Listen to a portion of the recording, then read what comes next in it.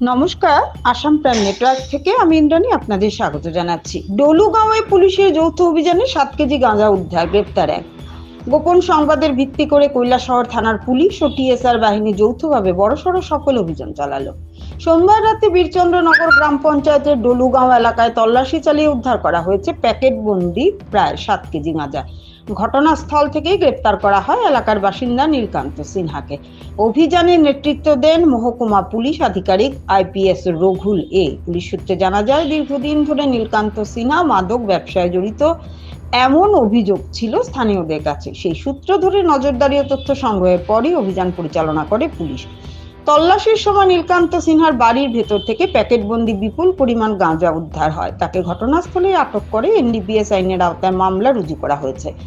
অভিযান ঘিরে এলাকায় ব্যাপক চাঞ্চল্য সৃষ্টি হয়েছে। স্থানীয়দের আশা, প্রশাসনের এই কড়া নজরদারির ফলে ডলুগাঁও ও আশপাশের এলাকায় মাদক চক্রের দৌরাত্ম্য অনেকটাই নিয়ন্ত্রণে আসবে।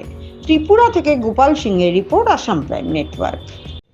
গতকাল রাত্রে আমাদের কাছে একটা খবর আসে যে ডলুগাঁও 4 নম্বর ওয়ার্ডের নীলকান্ত সিনহা নামে একজনের বাড়িতে কিছু গাঁজা জমায়েত করা হয়েছে, এখানে স্টোর করা হয়েছে।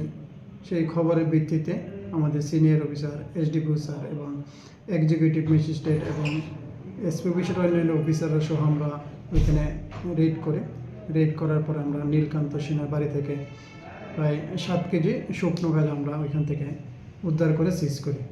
আনুমানিক মূল্য কত হবে? অনুমানিক মূল্য প্রায় 70,000 টাকা হবে। তারপর আমরা ওইখান থেকে গাঁজাগুলি সিজ করে নিয়ে আসার পরে আমরা এনডিপিএস একটা মামলা গ্রহণ করি এবং নীলকান্ত সিনহাকে আমরা অ্যারেস্ট করি। আজকে ওনাকে নীলকান্ত সিনহাকে আদালতে প্রেরণ করা হবে 5 দিনের পুলিশ রিমান্ডের চেয়ে।